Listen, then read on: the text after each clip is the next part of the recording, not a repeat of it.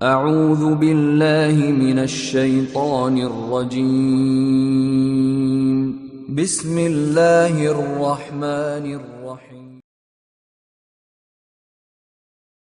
ونستغفره ونعوذ بالله من شرور أنفسنا ومن سيئات أعمالنا من يهده الله فلا مضل له ومن يضلله فلا هادي له وأشهد أن لا إله إلا الله وحده لا شريك له وأشهد أن محمدا عبده ورسوله يا أيها الناس اتقوا ربكم الذي خلقكم من نفس واحدة وخلق منها زوجها وبث منهما رجالا كثيرا ونساء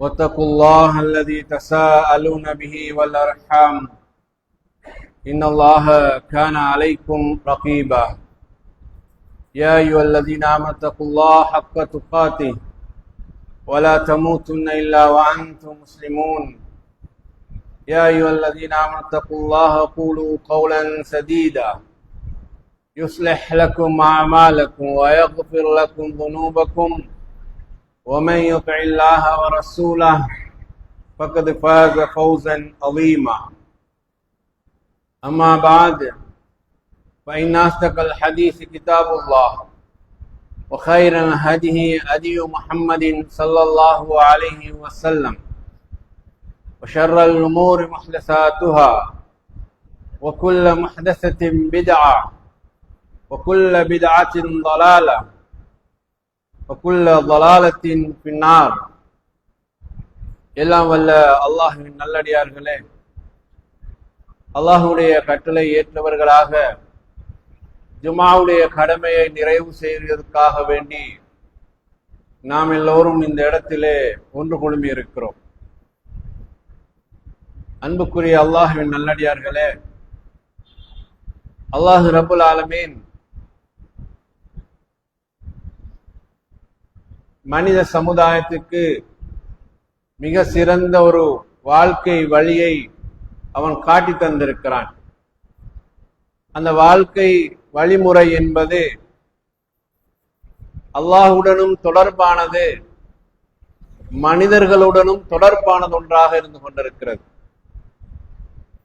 அல்லாஹுடைய அன்பை பெற வேண்டுமானால், அல்லாஹுடைய நேசத்தை பெற வேண்டுமானால், அவனது நெருக்கத்தை பெற வேண்டுமானால் அவனுக்கு மட்டும் அமல்கள் இபாதத்துகள் செய்ய கூடாது.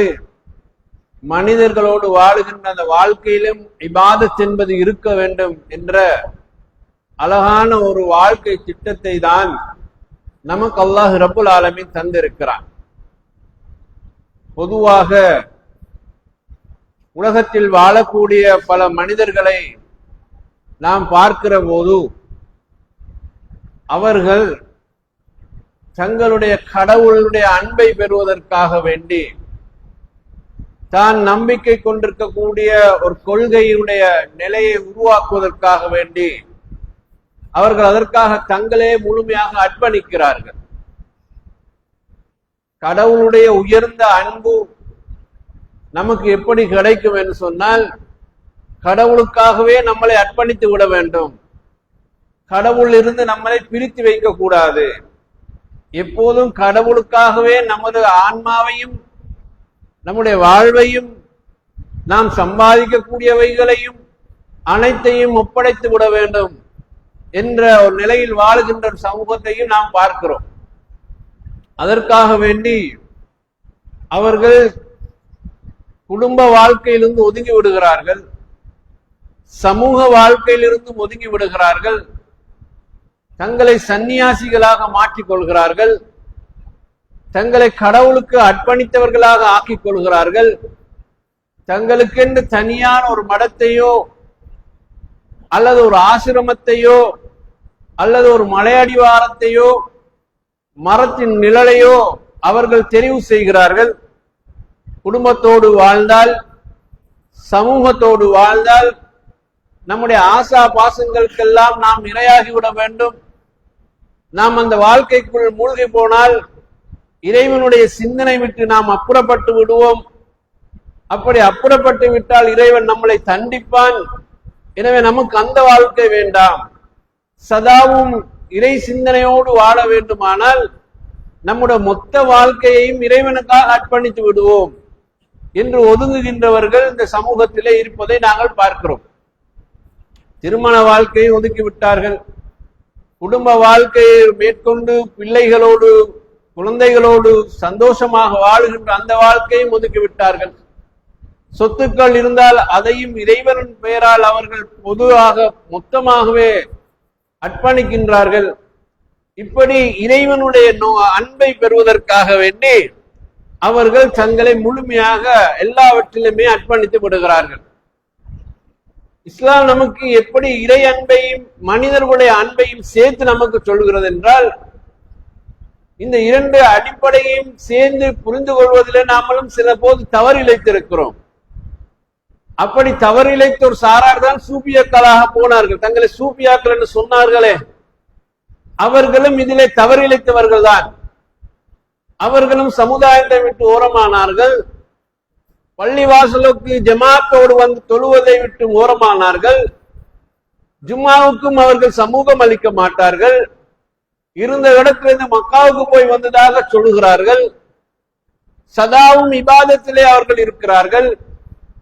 இரவு எடுத்த ஒதுவிலே சுபகு வரைக்கும் அப்படியே காலங்காலமாக தொழுது வந்ததாக சொல்கிறார்கள். தஸ்மீஹுடைய தங்களுடைய வாழ்க்கை கழிகிறதாக சொல்கிறார்கள். அப்படியே கழித்து கொண்டு போனவர்கள் கொஞ்சம் மேலே போகிற போது நாம் இறைவனோடு உரையாடினோம் என்கிறார்கள். விழிப்பிலும் அல்லாஹை நான் பார்க்கிறேன் என்கிறார்கள். அல்லாஹ்வுடைய தூதரை நான் பார்க்கிறேன், அவர்களோடு உரையாடுகிறேன் என்கிறார்கள். அதையும் கொஞ்சம் தாண்டி முன்னால போகிற போது நம்முடைய உள்ளத்துக்கு அல்லாஹ்வுடைய கட்டளை இல்ஹாம் வருகிறது என்கிறார்கள். கஷ்புடைய நிலையிலே நாங்கள் இருந்து அனைத்தையும் பார்க்கிறோம் என்கிறார்கள். இப்படி அந்த ஒரு போக்கு போன சூஃபியாக்களுடைய வரலாறையும் நாம் பார்க்கிறோம். பசியில இருந்து தாகத்தோடு இருந்து தன்னையே அர்ப்பணித்துக் கொண்டு அவர்கள் இபாதத் செய்ததாக கதைகள் சொல்லுவார்கள். இவர்களுடைய நோக்கம் என்ன என்று சொன்னால், நாம அல்லாஹ்வை அடைந்தவர்கள், அது சாதாரண மனிதர்களால் எல்லாம் அதை அடைய முடியாது. அதுல உச்சகட்டம் எப்படி அடைந்தார்கள் என்று சொன்னால், அல்லாஹ்வுடைய அரசின் கீழே அந்த சித்ரத்துல் முன்தஹா கீழே அவர்கள் நிழல் பெற்றதாக சொல்கிறார்கள். அல்லாஹ்வுடைய அரசுக்குள்ளே அவர்கள் நுழைந்ததாக சொல்கிறார்கள். அல்லாஹ்வுடைய அரசிற்கு நீழலில் அவர்கள் தூங்கியதாக சொல்கிறார்கள். இந்த உலகத்திலே அவர்கள் வாழுகிற போது சுவர்க்கத்துக்கு போய் வந்ததாக சொல்கிறார்கள். இப்படி இறைவனுக்காக தங்களை அர்ப்பணித்துக் கொண்டவர்கள் என்று சொல்லக்கூடிய ஒரு சாராரும் முஸ்லிம்கள்ல இருக்கத்தான் செய்கிறார்கள். இதனுடைய உச்சகட்டமா இன்னும் போகும்போது அல்லாஹ்வும் மனிதனும் ஒன்றுதான் என்று சொல்லக்கூடிய அத்வைதத்தையும் கொண்டு வந்து சேர்த்தார்கள். இந்த உலகமும் அல்லாஹ்வும் ஒன்றாகிவிட்டால் அதற்குள் நானும் ஒருவனாக இருக்கிறேன், ஆதியும் நான் தான் அந்தமும் நான் தான் என்று சொன்ன பல பேரை இந்த சமுதாயத்திலே நாங்கள் பார்க்கிறோம். அப்போ அப்படி ஒரு சாரார் இருக்கிற போது இப்படி ஒரு சாராரும் எங்களுடைய மார்க்கத்தில் இருந்து வந்தவர்கள் இருக்கிறார்கள். அப்போ சாமானிய மனிதர்கள் என்ன நினைக்கிறார்கள் என்றால், அல்லாஹ்வை எல்லாம் அல்லாஹ்வுடைய அன்பை எல்லாம் நம்ம லேசாக பெற முடியாது. அதற்கு இந்த மாதிரி இந்த கதைகளை சொல்லிக் கொண்டிருக்கக்கூடியவர்கள் நூடாக அவர்கள் மூலமாக அதை பெறலாம். அந்த நிறைய அடைவதுதான் உயர்ந்த அந்தஸ்து, நம்மளாக போய் அந்த அந்தஸ்தை அடைய முடியாது என்ற அளவுக்கு அது சமுதாயத்திலே பரவி போன ஒரு தவறான சித்தாந்தமாக இருப்பதை நாம் பார்க்கிறோம். இஸ்லாத்தை பொறுத்தவரையில் இஸ்லாம் என்ன சொல்லுகிறது என்பதை தான் நாம் புரிந்து கொள்ள வேண்டும். அல்லாஹ் ரப்புல் ஆலமீன் நமக்கு தந்த ஒரு வாழ்க்கை இருக்கிறதே, இந்த வாழ்க்கை என்பது அல்லாஹ் எப்படி பொருந்து கொள்வானோ அப்படி வாழ்வதற்கு பேர் தான் இபாதத் என்பது. அதற்கென்று அவன் மனிதர்களை விட்டு ஒதுங்க வேண்டும் என நமக்கு சொல்லவில்லை. சதாவும் இபாதத்திலே மூழ்கி இருக்க வேண்டும் என்று நமக்கு கட்டளையிடவும் இல்லை. ஆசா பாசங்கள் எல்லாம் துறந்து விட்டு நீங்கள் பள்ளிவாசலில் தான் கதி என்று குண்ட வேண்டும் என்றும் சொல்லவில்லை. நமக்கு அல்லாஹ் என்ன சொல்கிறான் என்று சொன்னால், அல்லாஹ்வுடைய அன்பை, நேசத்தை, முஹப்பத்தை நீங்கள் பெற வேண்டுமானால் நீங்கள் சமூக வாழ்க்கைக்குள் வந்துதான் ஆக வேண்டும். சமூக வாழ்க்கை தான் நமக்கு மிக பிரதானமானது. குடும்ப வாழ்க்கை தான் நமக்கு மிக பிரதானமானது. அந்த வாழ்க்கைக்குள் இருந்து உங்களுடைய நஃப்ஸை நீங்கள் கட்டுப்படுத்திக் கொள்ள வேண்டும். தனிமையில போய் நீங்க இங்க யாருக்கும் தெரியாத ஒரு காட்டுக்குள்ள புகுந்து கொண்டு தஸ்பீ செஞ்சு நான் நப்சை கட்டுப்படுத்தினேன் என்பதெல்லாம் இஸ்லாத்துக்கு சரி வராது. நீங்க மனிதர்களோடு வாழ வேண்டும், சமூகத்துக்குள்ளேயும் வாழ வேண்டும். பாவங்களும் இருக்கும், அந்த பாவங்களுக்கு நீங்கள் எதிராக பேசவும் வேண்டும், அதில் நீங்கள் ஈடுபடவும் கூடாது. சமுதாயத்தையும் பாவத்திலும் நீங்கள் தடுக்கவும் வேண்டும். உங்களுடைய ஆத்மாவை, உங்களுடைய நப்சை நீங்கள் கட்டுப்படுத்திக் கொள்ளவும் வேண்டும். நன்மையின்பால் நீங்கள் அதிக ஆர்வம் உள்ளவர்களாக இருக்கவும் வேண்டும். நன்மைகளை நீங்கள் ஈடுபடவும் வேண்டும். இந்த வாழ்க்கை தான் இபாதத் என்பது. இதைத்தான் அல்லாஹ் விரும்புகிறான். அதனாலதான் நமக்கு மிக முக்கியமான ஒன்றாக, இஸ்லாமுடைய அடிப்படையில் ஒன்றாக அல் அம்ரு பில் மஅரூஃப் வன் நஹி அனில் முன்கர் என்பது அல்லாஹ் குர்ஆனில் சொல்கிறான். நன்மையை ஏவ வேண்டும், தீமையை தடுக்க வேண்டும் என்கிறான். இது இந்த இஸ்லாமிய உம்மத்துடைய மிக முக்கியமான பணிகளில் ஒன்றாக அல்லாஹ் ரப்புல் ஆலமீன் குர்ஆனிலே சொல்கிறான்.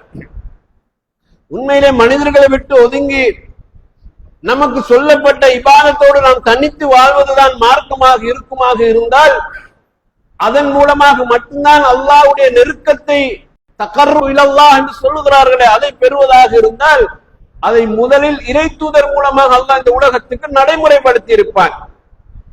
இறை தூதர்களை அல்லாஹ் அனுப்பினானே, முதல் இறை தூதராக நூஹ் அலைஹிஸ்ஸலாம் அவர்கள் முதல், இறுதி தூதர் நபி முஹம்மது ஸல்லல்லாஹு அலைஹி வஸல்லம் அவர்கள் வருகின்ற வரை அந்த ஒவ்வொரு இறை தூதருடைய பணி எப்படிப்பட்டதாக இருந்தது?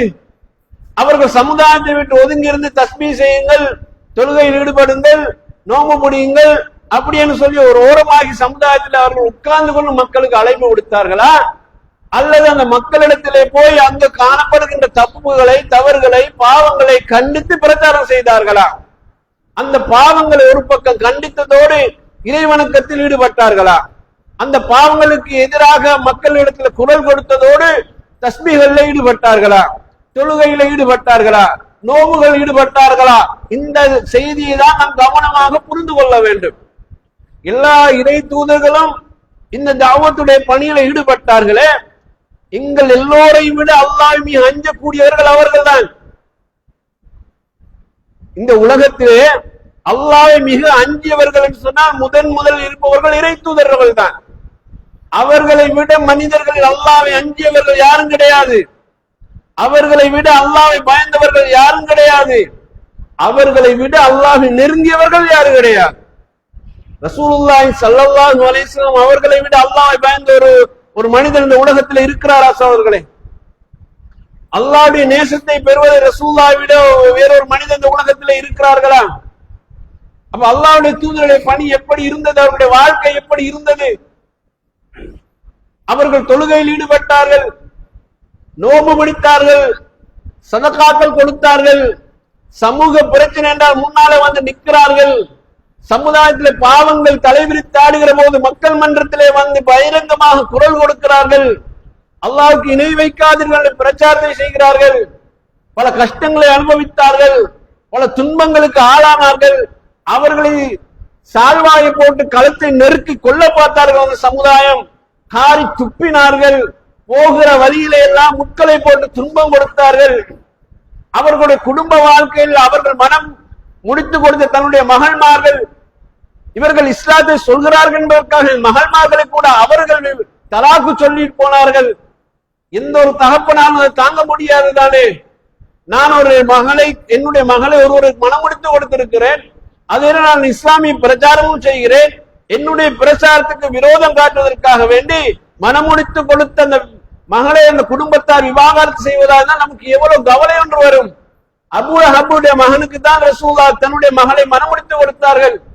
ஒரு பக்கம் அபூ லஹப் கடுமையான போராட்டத்தை செய்கிறான், இன்னொரு பக்கம் அவருடைய மருமகள் ரசூலுல்லாஹ்வுடைய மகளை தன்னுடைய மகன்கிட்ட சொல்லி விவாகரத்து செய்கிறான். இதை விட ஒரு பயங்கரமான கொடுமை ஒரு தலைவனுக்கு இருக்க முடியாது. பத்ர் காலத்திலே ரசூலுல்லாஹ் போராடுகிறார்கள், எதிர்காலத்துல பார்த்தா தன்னுடைய மருமகன் ரசூலுல்லாஹ்வை எதிர்த்து போர் கைதியாக வந்து பிடிக்கப்பட்டு நிற்கிறார். எவ்வளவு பெரிய சமூக பிரச்சனை எல்லாம் ரசூலுல்லாஹ் சந்தித்தார்கள் என்று பாருங்கள். தேவைப்படுகிற போது முஸ்லிம்களை பாதுகாப்பதற்காகவும் இஸ்லாத்தை பாதுகாப்பதற்காகவும் படைகள் வருகிற போது அந்த படைகளை எதிர்த்து களத்துக்கு போனார்களே, போர் புரிந்தார்களே, அப்ப இது எல்லாம் என்ன வாழ்க்கை முறைக்குள்ள ரசூலுல்லாஹ் கொண்டு வந்தார்கள் சகோதரர்களே. இதுவும் அல்லாஹ்வுடைய முஹப்பத்துக்கான வழிதானே.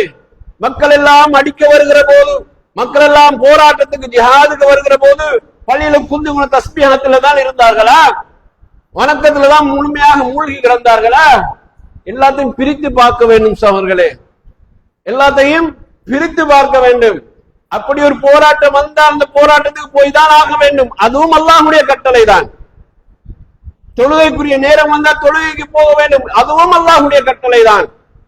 இரண்டு பேருக்கு இடையில பிரச்சனை வருகிறது என்றால் அந்த பிரச்சனையை தீர்த்து வைக்க வேண்டும். அதுவும் அல்லாஹ்வுடைய கட்டளை தான்.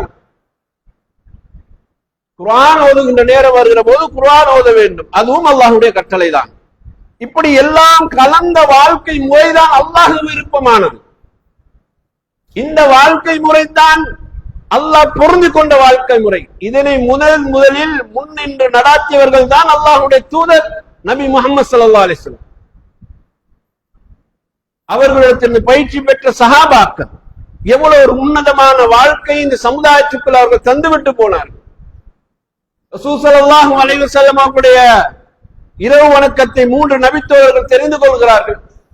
அவங்க என்ன முடிவு சொன்னார்கள்? அல்லாஹ்வுடைய தூதரோடு நம்மளை ஒப்பிட முடியுமா? அவர்களுடைய முன்பின் பாவங்கள் மன்னிக்கப்பட்டவர்கள் அல்லவா? எனவே நாங்கள் தொடர்ந்து இரவிலே நின்று வணங்க வேண்டும் என்று ஒருவர் முடிவு செய்கிறார். இன்னொருவர் காலாம் நோம்போட வாழ்க்கையை முடிப்பதாக முடிவு செய்கிறார். இன்னொரு திருமண வாழ்க்கைக்குள் வரமாட்டேன் என்று முடிவு செய்கிறார். இது எல்லாம் அவங்க ஏன் இந்த முடிவு எடுக்கிறார்கள்? தங்களை முழுமையாக அல்லாஹ்வுக்கு கற்பணிப்பதற்காக முடிவு செய்கிறார்கள். எங்களுடைய வார்த்தையை சொன்னாங்க, சூபியாக்கள் முடிவு செய்யறது மாதிரி முடிவு செய்கிறார்கள். முழுமையாக அல்லாஹ்வுக்காக வேண்டியே தங்களை அர்ப்பணிக்கிறார்கள். வாழ்க்கையே நோம்பாகத்தான் இருக்கும். வாழ்க்கையில எந்த பெண்ணையும் மனமுடிப்பதில்லை. அது அல்லாஹ்வுக்காக வேண்டிய அந்த வாழ்க்கை போகும். இரவு முழுவதும் வணங்குவது என்பது அல்லாஹ்வுக்காகத்தானே அவர்களே. இதுல 3 பேருடைய முடிவும் நியாயமானது தானே. இந்த உலகம் வேணாம், உலக ஆசாபாசம் வேணாம், அல்லாஹ்வுக்காக நம்மளை அர்ப்பணிப்போம் என்ற அந்த வாழ்க்கைக்கு அவர்கள் வந்தார்கள். அல்லாஹ்வுடைய தூதர் அனுமதிக்க வேண்டுமா இல்லையா? 3 பேரும் பாவங்களை விட்டு ஒதுங்கி முழுமையாக இஸ்லாமிய மார்க்கம் என்பது என்னன்னு சொன்னால், குடும்ப வாழ்க்கையில வாழு, திருமணம் முடித்துக்கொள், மனைவியோட ஹலாலான வாழ்க்கையை வாழு, உன் பிள்ளைகளை பெற்றெடுத்து அந்த பிள்ளைகளை அன்பான முறையில் வளர்த்திடு, இந்த சமுதாயத்துக்கு நல்ல பிரஜைகளை முன்வைத்துக் கொள். அது ஒரு இபாதத் என்று தான் ரசூலுல்லாஹ் சொல்கிறார்கள். அதனாலதான் மனைவிக்காக வேண்டி நீங்கள் சோறு ஊட்டி விடுவது, அவருடைய வாயிலை நீங்கள் சோறு ஊட்டி விடுவது கூட சதக்கான்னு சொன்னார்கள். அது எவ்வளவு பெரிய விவாதத்துன்னு உலகத்தில் யாருமே சொல்லாத விவாதத்தை ரசூலுல்லாஹ் சொல்கிறார்கள்.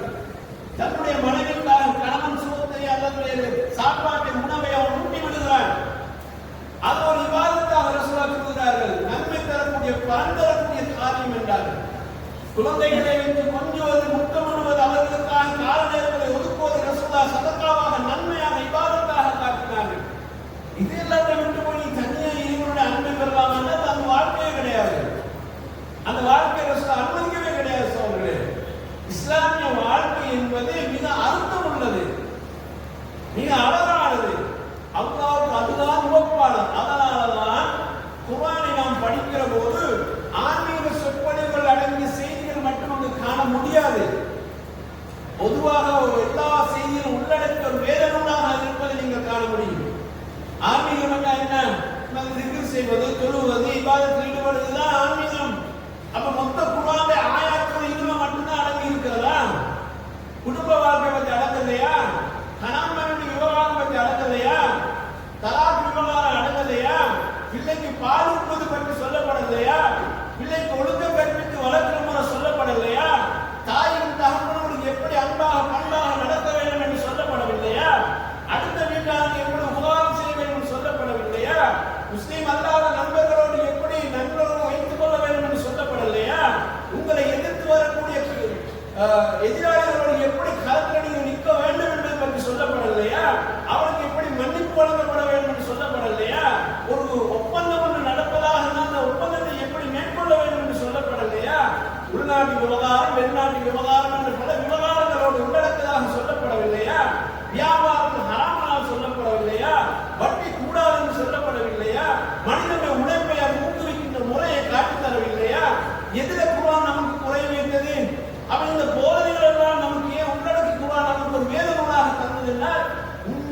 அடிப்படை போதனையோடு மனித வாழ்க்கை போக வேண்டும். மனிதன் இதை விட்டு உலகத்தில் வாழ முடியாது. அவனுக்கு வாழ்வதற்கு வழியாக இந்த போதனைகள் கண்டிப்பாக தேவை. எனவே இஸ்லாம் நமக்கு அதை சொல்லித் தருகிறது. எவ்வளவு அழகான போதனைகள் உள்ளடக்கிய ஒரு வேதமும் நமக்கு தரப்பட்டிருக்கிற போது நம்ம வாழ்க்கையை வேற எங்கேயோ ஒரு இடத்துல நம்ம அர்த்தமுள்ள வாழ்க்கையை தேடிக்கொண்டு போவோம் என்று சொன்னால் அது தவறானது. சம்பவம். ஒரு மனிதன் பாதையில போய் கொண்டிருக்கிறார். ஒரு முட்கிளை ஒன்று பாதையில விழுந்து கிடக்கிறது. ஒரு மரத்தில் இருந்து ஒரு கிளை விழுந்து இருக்கிறது. அந்த கிளை அந்த பாதையை போக முடியாத அளவு மூடி இருக்கிறது, தடையாக இருக்கிறது. உடனே அந்த மனிதன் அந்த பாதையில் இருக்கக்கூடிய அந்த முட்கிளையை மரத்திலே எடுத்து அப்படி அப்புறப்படுத்தி அந்த பாட்டால் போறார். ரசூல் ஸல்லல்லாஹு அலைஹி வஸல்லம் அவர்கள் சொன்னார்கள், அந்த மனிதன் சொர்க்கத்தில் நடமாடி கொண்டிருப்பதை நான் பார்த்தேன் என்றார்கள். அவர் சொர்க்கத்தில் நடமாடி கொண்டிருப்பதை நான் பார்க்கிறேன் என்றார்கள். அவர் சொர்க்கத்தில் நடமாடுவதற்கு என்ன சகோதரர் பாதையில் போட்டு செய்த காரியம் என்ன? அவர் செய்த இபாதத் என்ன? அவர் ஒரு ஓரத்தில் கொண்டு கொண்டு சுப்ஹானல்லாஹ் 30 தடவை 100 தடவை சொன்னாரா? வேற ஏதாவது குர்ஆனுடைய ஆயத்துக்களை வேத வசனங்களை அவர் ஓதினாரா? அவர் பாதையிலே அவர் காட்ட போறாரு. போற வரையில ஒரு மரத்தினுடைய கிளை பாதையை மூடி மறைத்துக் கொண்டிருக்கிறது. மக்களுக்கு போக்குவரத்து தடையாக இருக்கிறது. அதை எடுத்து அவர் அப்புறப்படுத்தி அவர் காட்ட போய் கொண்டிருக்கிறார் என்றால் அவர் சுவர்க்கத்தில் நடமாடுகின்ற மனிதராக நான் பார்த்தேன் என்று அல்லாஹ்வுடைய தூதர் ஸல்லல்லாஹு அலைஹி வஸல்லம் சொல்கிறார். மனிதனோடு வாழ்கிற போது, சமூகத்திலே வாழ்கிற போது மனிதர்களுக்கு என்னெல்லாம் தீங்கு விளைவிக்கக்கூடியவைகள் இருக்கின்றனவோ அதை ஒரு முஸ்லிம் அப்புறப்படுத்துகின்ற வாழ்க்கையில் அவன் உலகத்தில் ஈடுபட வேண்டும். அவன் சுயநலமாக வாழ முடியாது. எனவே அவர் அதைத்தான் செய்கிறார். அந்த பாதையில போகக்கூடிய மிருகங்களாக இருந்தாலும் சரி, மனிதர்களாக இருந்தாலும் சரி, அவங்களுக்கு எல்லாம் அது இடையூறாக இருக்கும், தொல்லையாக இருக்கும். பல பேர் அவர்கள் அவஸ்தைகளுக்கு ஆளாகவும் கூடும். எனவே அவர் அதை அப்புறப்படுத்திவிட்டு போனதுனால அல்லாஹ்வுடைய அன்பை பெற்றார். அந்த அன்புடைய உச்சகட்டமாக அவர் சொர்க்கத்தில் நடமாடி கொண்டிருப்பதாக தானே ரசூலுல்லாஹ் கூறுகிறார்கள். இது எவ்வளவு பெரிய ஒரு அர்த்தமுள்ள வாழ்க்கை வாழ்க்கை. இந்த பாதையில நாங்கள் போய் கொண்டிருக்கிற போது மழை பெய்கிறது, வடிகால் நிறைகிறது, சில நோய்கள் தொற்றிக்கொள்ள ஆரம்பிக்கும். உடனே பள்ளிவாசல் மூலமாக ஒரு சிரமதான பணியை மேற்கொண்டு அந்த பாதையை அந்த கிராமத்தை எல்லாரும் துப்புரப்படுகிற பணியில இறங்கினால் எல்லோரும் ஒரு இபாதத்தில் நாம் ஈடுபடுகிறார்கள். என்கிற பார்வையில், உலகத்தினுடைய பார்வையில் அவர்கள் சிரமதான பணியில் ஈடுபடுகிறார்கள். அல்லாஹ்வுடைய பார்வையிலே அவர்கள் ஒரு இபாதத்தில் ஈடுபட்டிருக்கிறார்கள். தொழக்கூடிய நேரம் வருகிற போது தொழுகிறார்கள், மறுபடி வேலையில் போய் ஈடுபடுகிறார்கள் என்றால் தொழுவதற்குரிய நன்மை எப்படி அல்லாஹ் உங்களுக்கு பதிவு செய்கிறாரோ அது போல நீங்க சமூகத்துக்கு தீங்கு விளைவிக்கக்கூடிய ஒன்றை அகற்றுவதற்காக ஒன்று செய்து நீங்கள் செய்கின்ற அந்த காரியமும் ஒரு இபாதத்துக்குரிய நன்மையாக அல்லாஹ் பதிவு செய்கிறார். அதனாலதான் அந்த மனிதர் சொர்க்கத்தில் நடமாடி கொண்டிருப்பதாக ரசூல் ஸல்லல்லாஹு அலைஹி வஸல்லம் அவர்கள் காண்பித்து சொன்னார்கள். நமக்கு உலகத்தில் சிரமதானம் பண்ணி என்றால் ஏதோ ஒரு பொது பணியில இறங்குறோம் என்ற அர்த்தம். ஆனால் இஸ்லாத்தை பொறுத்தவரை நம்ம ஒரு இபாதத்தில் ஈடுபடுகிறோம் என்ற அர்த்தம் சொல்றோம். இஸ்லாத்தை பொறுத்தவரையில் நாம் ஒரு இபாதத்தில் ஈடுபடுகிறோம் என்ற அர்த்தம். 2 பேர் சண்டை பிடிக்கிறார்கள், 2 குடும்பத்துக்காருக்கு சண்டை வருகிறது, அடுத்த வீட்டாருக்கு பிரச்சனை வருகிறது. ஏதோ ஒரு பிரச்சனை வருகிற போது அல்லாஹ் சொல்றான், ஃபாஸ்லிஹு, நீங்கள் அவர்களிடத்திலே போய் சமாதானம் பண்ணி வையுங்கள், நல்லிணக்கத்தை உண்டு பண்ணுங்கள் என்கிறார்கள். அல்லாஹ்வுடைய தூதர் என்ன சொன்னாங்க? தாதிலு பாயினி ஸ்னைனி சதகா. அந்த 2 பேருக்கு இடையே நீங்கள் செய்கிற அந்த மேற்கொள்கிற அந்த பணி இருக்கிறதே அது சதகா என்று சொன்னாங்க. நம்ம போய் 2 பேருக்கு என்ன பிரச்சனை, உங்களுக்கு என்ன பிரச்சனை, ஏன் இப்படி சண்டை கொடுக்கிறீங்கன்னு கேட்கிறோம். கேட்டு முடிந்த அளவு நம்மளால் முடிந்த ஒரு முயற்சியை செய்கிறோம். 2 பேருக்கு இடையில ஒரு ஒற்றுமை நடக்குமாக இருந்தால், 2 குடும்பத்தாருக்கு இடையில ஒற்றுமை நடக்குமாக இருந்தால், 2 நண்பர்களுக்கு இடையில ஒரு ஒற்றுமை வருமாக இருந்தால், கணவன் மனைவிக்குள்ள ஒரு இணக்கம் வருமாக இருந்தால், நாம் அந்த இடத்துல ஒரு இபாதத்தில் ஈடுபட்டு இருக்கிறோம் சகோதரர்களே. அந்த பணியை நாம் அங்கு செய்கிறோம். குர்ஆன் ஓதுவதற்கு இபாதத்து போலதான் அதுவும் ஒரு இபாதத். நாம் செய்கிற இபாதத் என்பது வரையறை இல்லாததாக அல்லாஹ் தஆலா நமக்கு தந்திருக்கிறான் சகோதரர்களே. எனவே இபாதத் என்பது அல்லாஹ் தஆலா எதையெல்லாம் விரும்புவாரோ அதற்கு பேர் இபாதத் சகோதரர்களே. நாம பேசக்கூடிய பேச்சுக்களாக இருந்தாலும் சரி, நாம் மக்கள் மத்தியில் பேசுகிற பேச்சாக இருந்தாலும், தனிமையில உட்கார்ந்து நாம் பேசுகிற பேச்சாக இருந்தாலும், அது அல்லாஹ்வுக்கு விருப்பமானதாக இருந்தால், அதை அல்லாஹ் விரும்புவதாக இருந்தால் அதற்கு பேர் இபாதத். அல்லாஹ் எதையெல்லாம் தண்டிக்கிறானோ கண்டிக்கிறானோ வேண்டாம்னு தடை செய்கிறானோ அதை நாங்கள் பேச்சுகின்ற பேச்சில் சொன்னாலும் கூடாது, செயல்ல செய்தாலும் கூடாது, பகிரங்கமாக மக்கள் மத்தியில் செய்தாலும் கூடாது, தனிமையை உட்கார்ந்து செய்தாலும் கூடாது. அவன் நன்மையை செய்வதும் பாவத்தில் ஒதுங்குவதற்கு மேல்தான் இபாதத். அதை அல்லாஹ் விரும்புகிறான். இந்த வாழ்க்கை என்பது இந்த அடிப்படையில் தான் நமக்கு இஸ்லாத்தில் தரப்பட்டிருக்கிறது. சகோதரர்களே, லைஸல் பிர்ர அன் துவல்லு கிப்லல் மஷ்ரிக் வல் மக்ரிப் என்று அல்லாஹ் குர்ஆனில் ஒரு ஆயத்தில் சொல்றான். நன்மை மக்கள் தப்பாக புரிந்து கொள்வதற்கு அல்லாஹ் எவ்வளவு அழகாக தெளிவுபடுத்துகிறான் பாருங்க. நீங்கள் உங்களுடைய முகத்தை கிழக்கு பக்கமாக மேற்கு பக்கமாக திருப்புவது மட்டும் நன்மை அல்ல என்கிறார். அப்படி என்றால் நீங்க தொழுகைக்காக நிற்பது மட்டும் நன்மை அல்ல என்கிறார். நம்ம தொழுகைக்காக நிற்கிறோமே, தொழுகை கண்டிப்பாக தொழணும், 5 நேரமும் கண்டிப்பாக தொழ வேண்டும். ஆனா தொழுகை மட்டும்தான் நன்மை அல்ல, அது மட்டும் நன்மை என்று அல்லாஹ் சொல்றான். அப்ப இதை யார் எனக்கு அடையாளப்படுத்தி சொல்றது? அல்லாஹ் தான் சொல்லுகிறான். நாம் என்ன நினைக்கிறோம்? அதுல எல்லாம் ஈடுபட்டு நமக்கு ஏன் பிரச்சனை வாங்குவது போறோம். ஆனா அல்லாஹ் சொல்றாங்க அதுவும் நாம தான் என்கிறார். நம்ம அதை நன்மையா கணிக்கிறது, அது நாம நன்மையாக பார்க்கறது. நம்ம என்ன பார்க்கிறோம்? வாங்க சொல்றாங்க பள்ளிக்கு போறோம், முடிஞ்சா குர்ஆன் ஓதுறோம், முடிஞ்சா தஸ்பீஹ் செய்கிறோம், முடிஞ்சா உம்ராவுக்கு போறோம், முடிஞ்சா ஜகாத் கொடுக்கிறோம், முடிஞ்சா ஹஜ்ஜுக்கு போறோம். நம்ம வணக்கத்துல உச்சகட்டத்துல நாம இப்போ இபாதத்தாலியா நினைக்கிறோம். உங்களுக்கு இஸ்லாம் அப்படி இபாதத்தாலியாக வரையறுத்து தரலையே சகோதரர்களே. எங்களுக்கு அப்படி தரலையே. எங்களுக்கு தருகிறது சமூக வாழ்க்கையோடு இணைந்த வாழ்க்கை தான் இபாதத்துன்னு அல்லாஹ் சொல்லி தருகிறானே. அதனாலதான் அந்த வசனத்தில் ஒரு இடத்துல சொன்னால், நீங்கள் ஒவ்வொரு உடன்படிக்கை செய்து அதை நிறைவேற்றுவதாக சொன்னால் அது நீங்கள் நிறைவேற்றுங்கள், அதுவும் நன்மை என்று அல்லாஹ் அந்த வசனத்தை சொல்கிறான். உடன்படிக்கை என்பது யார்? நமக்கும் இன்னொருவருக்கும் இடையில ஒரு பேச்சுவார்த்தை உடன்படிக்கையோடு வருகிறது. அந்த உடன்படிக்கை நீங்கள் கொடுத்தால் அதை நிறைவேற்றுங்கள், அதுவும் நன்மையில வரக்கூடிய காரியம் அல்லாஹ் சொல்கிறார். அப்ப எதையெல்லாம் கொண்டு வந்து அல்லாஹ் நமக்கு அடையாளப்படுத்துகிறான் நீங்க யோசித்து பாருங்க. இப்படியெல்லாம் மார்க்கம் எல்லா விவகாரம் எடுத்துக்கொண்டாலும் நமக்கு நன்மை செய்கிறது. ரசூல் ஸல்லல்லாஹு அலைஹி வஸல்லம் பள்ளிக்கு வருகிறார்கள். 2 தூண்களுக்கு இடையிலே ஒரு கயிறு கட்டப்பட்டு இருக்கிறது. அப்ப சஹாபாக்களை பார்த்து கேட்டார்கள், இந்த கயிறு ஏன் கட்டப்பட்டிருக்கிறது என்று கேட்டார்கள். சஹாபாக்கள் சொன்னார்கள், யார் சொல்லலாம், இதை ஸைனப் ரலியல்லாஹு அன்ஹா அவர்கள் கட்டி இருக்கிறார்கள். ஸைனப் ரலியல்லாஹு அன்ஹா அவர்கள் கட்டி இருக்கிறார்கள். அவங்க நின்று கொண்டு தொழுவார்கள்.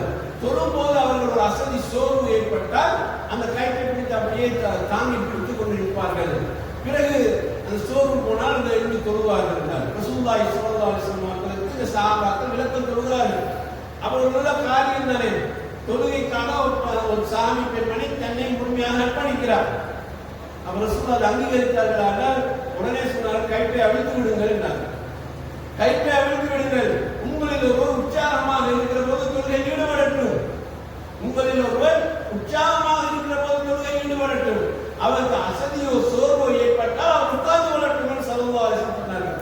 இந்த அளவுக்கு நீங்கள் உங்களையே வற்புறுத்திக் கொண்டு உங்களுக்கு உங்களுடைய ஆத்மாவுக்கும் ஆன்மாவுக்கும் துன்பத்தை கொடுத்துக் கொண்டு அல்லாஹ்வை நெருங்க வேண்டிய தேவையில்லை என்று சொல்கிறார்.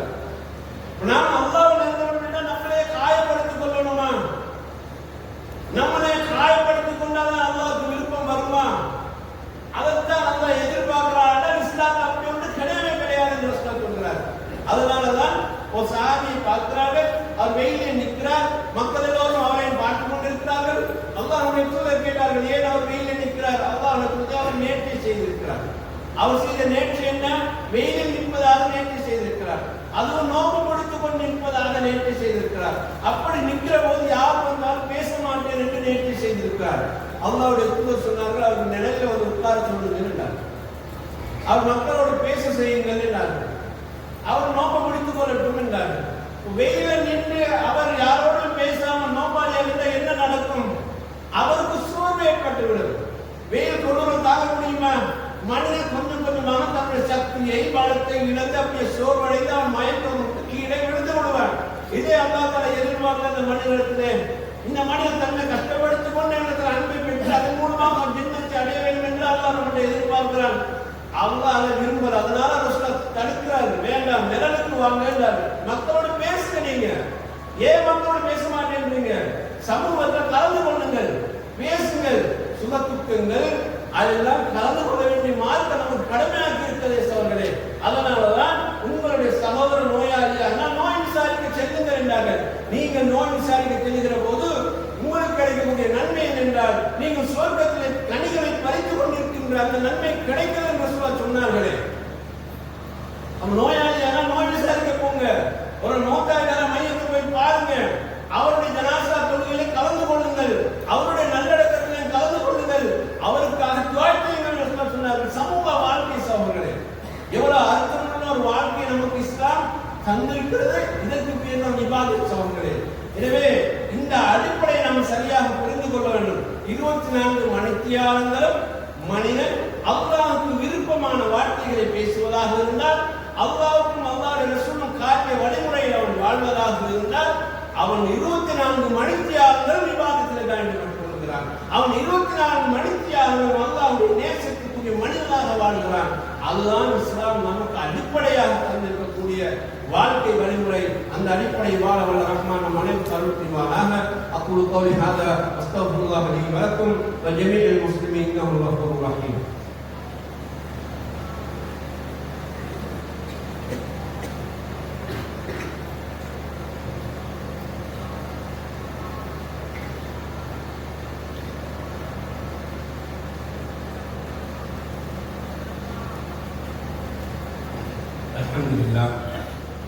Alhamdulillah wassalatu wassalamu ala rasulillah wa ala alihi wa ashabihi wa man tabi'ahum bi ihsanin ila yawmiddin. Amma ba'd. அன்பார்ந்த சகோதரர்களே, ஹன்ஸலா ரலியல்லாஹு அன்ஹு அபூபக்கர் ரலியல்லாஹு அன்ஹு சந்திக்கிறார்கள். சந்திக்கிற போது ஹன்ஸலா சொல்கிறார்கள், ஹன்ஸலா முனாஃபிக்காகி விட்டார். தன்னையே சொல்லிக் கொள்கிறார், நான் முனாஃபிக்காகி விட்டேன்.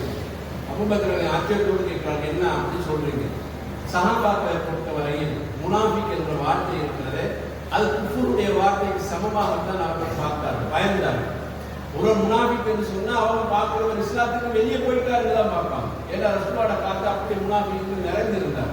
அவங்க எல்லாம் இஸ்லாத்தை ஏற்றுக்கொண்டது போல் நடிக்கக்கூடியவர்கள், நடிகர்களாக மாதிரி இருந்தார். எனவே சஹாபாக்களுக்கு முனாஃபிக் என்ற வார்த்தை, நிஃபாக் என்ற வார்த்தை குஃபுருடைய வார்த்தைக்கு சமமாக இருந்துச்சு. இன்னும் ஹன்ஸலா எப்படி சொன்ன உடனே காரணம் கேட்கிற போது அவர்கள் காரணம் சொன்னார்கள். பிறகு 2 பேரும் ரசூலா வந்து சந்திக்கிறார். சந்திக்கிற போது ரசூலா கேட்டாங்க, என்ன ஹன்ஸலான்னு கேட்டார். ஹன்ஸலா பார்க்கிறார், இந்த முனாஃபிக்காக கேட்டார், என்ன காரணம்? யா ரசூலல்லாஹ், உங்களுடைய மஜ்லிஸுக்கு வருகிறோம், நீங்க சுவர்க்கத்தை பற்றி சொல்கிறீர்கள், அது கண்ணால காண்பது போல நமக்கு தெரிகிறது. அந்த சுவர்க்கத்தின் மீது நமக்கு ஆசை வருகிறது, ஆர்வம் வருகிறது. நரகத்தை பற்றி நீங்கள் சொல்கிறீர்கள், அதை பார்ப்பது கூட நமக்கு பயம் வருகிறது, அச்சம் வருகிறது. உங்களுடைய மஜ்லிஸில் இருக்கிற போது சுவர்க்கத்தை பற்றி ஆசை, நரகத்தை பற்றி பயம் வருகிற போது நமக்கு மற்ற எல்லா சிந்தனையும் இல்லாமல் போயிடுது. நமக்கு மற்ற எந்த சிந்தனை வருவது கிடையாது. இப்ப சுவர்க்கம் நரகம் இந்த சிந்தனையோடு தான் நம்ம மஜ்லிஸ்ல இருந்து கொண்டிருக்க. நமக்கு குடும்பத்தை பற்றியோ சொந்தத்தை பற்றியோ வியாபாரம் பற்றி எதுவுமே நமக்கு வருவதில்லை அல்லாஹ்வுடைய சிந்தனை. ஆனா இங்கிருந்து நம்ம வீட்டுக்கு போறோம், வீட்டுக்கு போனா மனைவி வர்றா, மனைவி அந்த அப்பாவோட பேச்சுல நாங்கள் ஈடுபடுறோம், பிள்ளைகள் வர்றாங்க, பிள்ளைகளோட பேச்சுல ஈடுபடுறோம். அந்த குடும்ப வாழ்க்கைக்கு போன போல அதுல லைட்டு போறோம். இப்ப அங்கு போன அந்த சிந்தனை தான் நமக்கு வருது, மனைவியோட சிந்தனை, பிள்ளைகளுடைய சிந்தனை வருது. நீங்க மஜ்லிஸ்ல சொன்ன அந்த சுவர்க்க நரக சிந்தனை எல்லாம் அப்படியே பறந்து போகும். அப்ப அவங்களோட மஜ்லிஸ்ல இருக்கிற போது ஒரு சிந்தனையும், வீட்டுக்கு போனா இன்னொரு சிந்தனை வருது. அவனுக்கு முனாஃபிக் தனம் இல்லையா? இருந்தா ரெண்டு ஒன்றாக தானே இருக்கணும். அது எப்படி அங்கிருந்தா ஒன்று இங்கிருந்தா ஒன்று? அப்ப இது முனாஃபிக் தனம் இல்லையா அப்படின்னு கேட்டார்கள். அப்போ ரசூல் ஸல்லல்லாஹு அலைஹி வஸல்லம் சொன்னார்கள், ஹன்ஸலா, நீங்க அதே சிந்தனையில் இருந்தால் என்னிடத்திலே இந்த மஜ்லிஸ்லே நான் சொல்லுகிற போது அதே சிந்தனை உங்களுக்கு சொர்க்கத்தை பற்றிய ஆர்வம், நரகத்தை பற்றிய ஆர்வம் உங்களுக்கு இருந்தால், நீங்கள் பாதையில் நடக்கிற போது மலக்குகள் உங்களுக்கு வந்து முசாஃபஹா செய்வார்கள். உங்களுடைய படுக்கையிலும் மலக்குகள் வந்து முசாஃபஹா செய்வார்கள். ஏன்னா நீங்க சொர்க்க சிந்தனையும் நரகத்துடைய பயத்திலும் இருக்கிறீர்கள், வருவார்கள், முசாஃபஹா செய்வார்கள். ஆனால் குடும்பம் என்று ஒன்று இருக்கிறது. குடும்ப வாழ்க்கையில் ஈடுபடுவதும் மனைவி மக்களோடு ஈடுபடுவதும் அதுவும் சரிதான். இங்க சொர்க்க நரகத்தை பற்றி நீங்கள் இப்படியான சிந்தனையில் இருப்பது அதுவும் சரிதான். அதுல இருப்பதும் சரிதான், இந்த குடும்பத்துக்குள்ள போனா அப்படி இருப்பதும் சரிதான் என்று ரசூல் ஸல்லல்லாஹு அலைஹி வஸல்லம் சொல்றார். அன்பார்ந்த சகோதரர்களே, இது ரெண்டையும் கலந்த வாழ்க்கை தான் ரசூல் எவ்வளவு அழகாக சொன்னார். ஒரு மனிதன் இறை சிந்தனையோடு, அவனை பற்றிய எண்ணத்தோடு, இபாதத்தை பற்றிய ஆர்வத்தோடு, நரகத்தை பற்றிய பயத்தோடு வாழணும். குடும்பம் என்று வந்தால் குடும்பத்துக்காக உழைக்கணும், மனை மக்களுடைய சுகத்துக்களை பார்க்கணும், பிள்ளைகள் மனைவிக்காக கால நேரங்களை ஒதுக்கணும், பெற்றோர்களுக்காக கால நேரங்களை ஒதுக்கணும். அதுவும் இபாதத். இது எப்படி இந்த பக்கம் இபாதத்தோ அந்த பக்கம் அதுவும் இபாதத். அதுதான் வாழ்க்கை என்று ரசூல் ஸல்லல்லாஹு அலைஹி வஸல்லம் காட்டிக் கொடுத்தார்கள். எனவே இஸ்லாம் காட்டுகிற இபாதத் என்பது சமநிலையானது. ஒரு பக்கம் மட்டும் நாம் சாய்ந்துவிடக்கூடாது. ரெண்டையும் சமமாக பாதிக்க வேண்டும். ரெண்டையும் சமமாக சமநிலையில வைத்து வாழ வேண்டும். அந்த வாழ்க்கையை தான் அல்லாஹ் விரும்புகிறான். அந்த வாழ்க்கையை தான் அல்லாஹ்வுடைய தூதரும் விரும்புகிறார்கள். அந்த வாழ்க்கையை தான் அந்த உம்மத்துக்கு ரசூலுல்லாஹ் காட்டினார்கள். எனவே நாம் இதை எல்லாரும் தனித்து போய் பள்ளியில குந்தினோம், அப்படியோ மூழ்கினோம், இறை சிந்தனையில ஆட்பட்டோம், அல்லாஹ்வை கனவுல கண்டோம், ரசூலுல்லாஹ் கண்டு பேசினோம் என்ற அந்த சித்தாந்தம் என்பதெல்லாம் இஸ்லாம் காட்டிய அந்த வாழ்க்கைக்கு பொய்யானதாக மாறிவிடுகிறது. எல்லாம் அல்லாஹ் ரப்பல் ஆலமீன் நமக்கு மிக தெளிவாக அவர்கள் சஹாபாக்கள் போதித்த இந்த வாழ்க்கை இபாதத் முறைதான் நமக்கு என்றைக்கும் தேவையானது. அந்த அடிப்படையில் வாழ அல்லாஹ் ரஹ்மான் நம் அனைவருக்கும் அருள் புரிவாராக. அக்கூலு கௌலி ஹாதா அஸ்தக்ஃபிருல்லாஹ் லி வலக்கும் வல் ஜமீஇல் முஸ்லிமீன் இன்னஹு ஹுவல் கஃபூருர் ரஹீம்.